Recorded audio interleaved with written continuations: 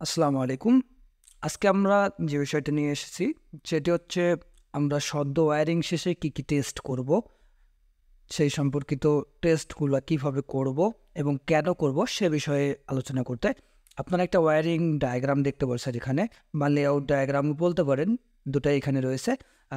এখানে প্রথমে একটা এনার্জি মিটার রয়েছে, তারপরে একটা এমডিবি রয়েছে, তারপরে একটা সুইচ বোর্ড রয়েছে, এপাশে একটা সুইচ বোর্ড রয়েছে, এখানে জাংশন বক্স রয়েছে, এখানে সার্কুলার বক্স রয়েছে এবং একটি পাওয়ার সকেট রয়েছে। তো আমরা একটা সদ্য ওয়্যারিং শেষে কি টেস্ট করব সেটা আজকে আমরা জানতে পারবো। আশা করি সকলে উপকারে আসবে। সম্পূর্ণ ভিডিও না টেনে দেখব এবং আজকের এই ভিডিও থেকে একটি ওয়্যারিং শেষে কী টেস্ট করতে হবে সেটি আমরা জানতে পারবো। প্রথমে যদি আমি বলি যে একটি ওয়্যারিং শেষে কন্টিনিউটি টেস্ট করতে হবে। কন্টিনিউটি টেস্ট কেন করা হয়? কন্টিনিউটি টেস্ট করা হয় তারের নির্বিচ্ছিন্ন যোগাযোগ আছে কিনা বা তারের মধ্যে সকল সংযোগ ঠিক আছে কিনা সেটা টেস্ট করার জন্য আমরা কন্টিনিউটি টেস্ট করি। তো কন্টিনিউটি টেস্টের জন্য তিনটি শর্ত রয়েছে বা কিছু শর্ত রয়েছে। শর্তগুলো হচ্ছে কন্টিনিউটি টেস্ট আমরা করব অ্যাভোমিটার দিয়ে। তো অ্যাভোমিটার দিয়ে যখন আমি কন্টিনিউটি টেস্ট করব তখন শর্তগুলো হচ্ছে আমার প্রথমে মেইন সুইচ, অর্থাৎ মেইন সুইচ হিসাবে আমি এখানে এমসিবি ব্যবহার করছি, আমার এমসিবিটা অফ থাকবে। তারপর কি দ্বিতীয় শর্ত হচ্ছে আমি এই লোড পয়েন্টটা যদি চেক করি বা এটা যদি টেস্ট করি সেক্ষেত্রে আমার এই লোড পয়েন্টটা শর্ট থাকবে অথবা এখানকার লোডটা লাগানো থাকবে, এবং এই লোডের যে সুইচটা আছে এই সুইচটা আমি অন করে দিব। সেই সাথে আমি যে আমার অ্যাভোমিটারের দুটি প্রোব আছে, একটি আমি এমসিবির ওপরে অর্থাৎ মেইন সুইচের ওপরে প্রান্তে ধরবো এবং অপর প্রান্তটি আমি নিউট্রালে ধরবো। যদি এমসিবির ওপর প্রান্ত এবং নিউট্রালে ধরার পরে আমার অ্যাভোমিটারে পার্ট আসে অর্থাৎ কাটা বিক্ষেপ দেয়, সেক্ষেত্রে বুঝবো কন্টিনিউটি ঠিক আছে। কোনো কারণে যদি এটা বিক্ষেপ না দেয় সেক্ষেত্রে আমরা বুঝবো যে কন্টিনিউটি ঠিক নেই। সেমভাবে আমরা আলাদা যেগুলো আছে সেগুলোতেও কন্টিনিউটি টেস্ট করে দেখতে পারবো। তো এবার আসছি যে আমি এই টু পিন সকেটটার কন্টিনিউটি টেস্ট করব, সেক্ষেত্রে আমাকে কী করতে হবে?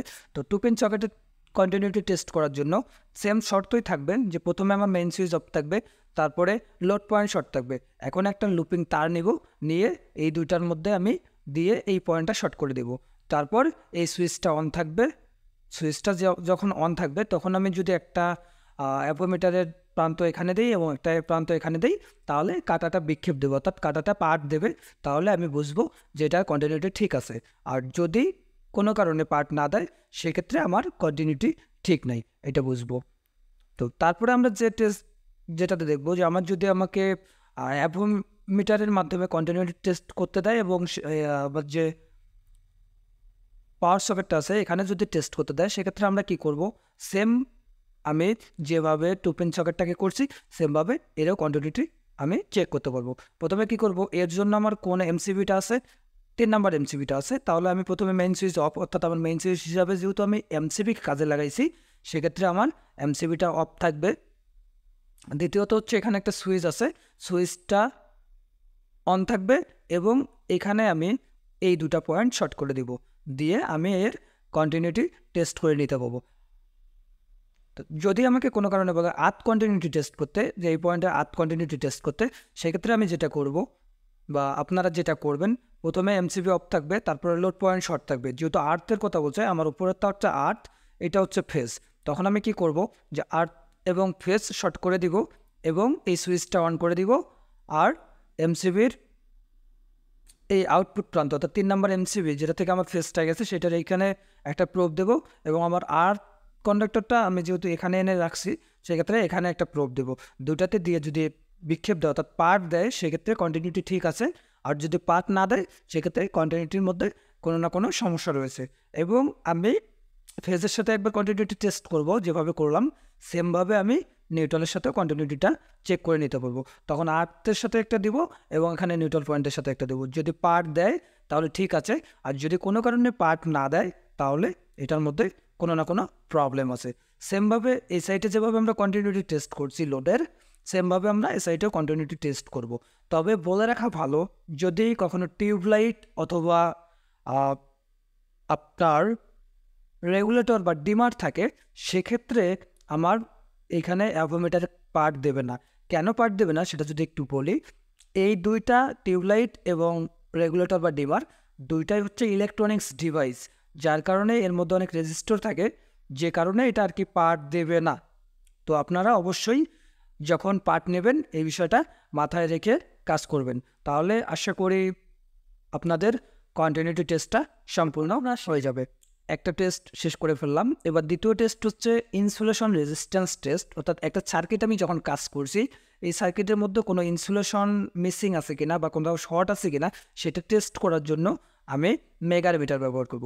মেগারমিটারের মাধ্যমে আমি ইনসুলেশন রেজিস্ট্যান্স যখন টেস্ট করব, এইটার ক্ষেত্রে শর্ত হচ্ছে তিনটি শর্ত হচ্ছে আগেরটার মতোই, মেইন সুইচটা অফ থাকবে, তারপরে যেই লোডের আমি ইনসুলেশন রেজিস্ট্যান্স টেস্ট করব সেই লোডটা ওপেন থাকবে বা খোলা থাকবে, এবং সেই লোডের সাথে যে সুইচটা ছিল সেই সুইচটা অন থাকবে। মেগারমিটার ঘুরাবো, আপনারা অবশ্য জানেন যে মেগারমিটার প্রতি সেকেন্ডে 2 বার অর্থাৎ 1 মিনিটে 120 বার এই স্পিডে ঘুরাইতে হবে। যদি মেগারমিটারের কাঁটা অসীমের দিকে যায় সেক্ষেত্রে বুঝবো আমার ইনসুলেশন রেজিস্ট্যান্সটা ঠিক আছে, আর যদি 0-র দিকে যায় তাহলে বুঝবো ইনসুলেশন রেজিস্ট্যান্স ঠিক নেই। সেমভাবে আমরা একের পর এক করতে পারবো।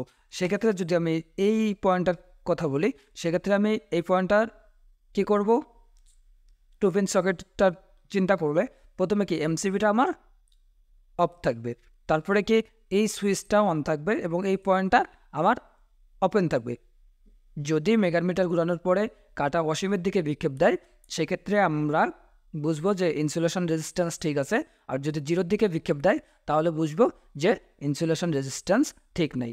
সেমভাবে আমরা যেটা করব এখানে ঠিক একই কাজ করব, যে আমার লোড পয়েন্টটা খোলা থাকবে, অর্থাৎ আমার শর্তের মধ্যে বলা আছে মেইন সুইচটা অফ থাকবে, লোড পয়েন্ট ওপেন থাকবে বা লোডগুলো খোলা থাকবে, এবং যেই লোডের চেক করব বা যেই লোডের আমি ইনসুলেশন রেজিস্ট্যান্স টেস্ট করব সেই লোডের সুইচটা অন থাকবে। যদি মেগারমিটারের পার্ট অসীম দেয় সেক্ষেত্রে ইনসুলেশন রেজিস্ট্যান্স ঠিক আছে, আর যদি 0 দেয় তাহলে ইনসুলেশন রেজিস্ট্যান্স ঠিক নেই।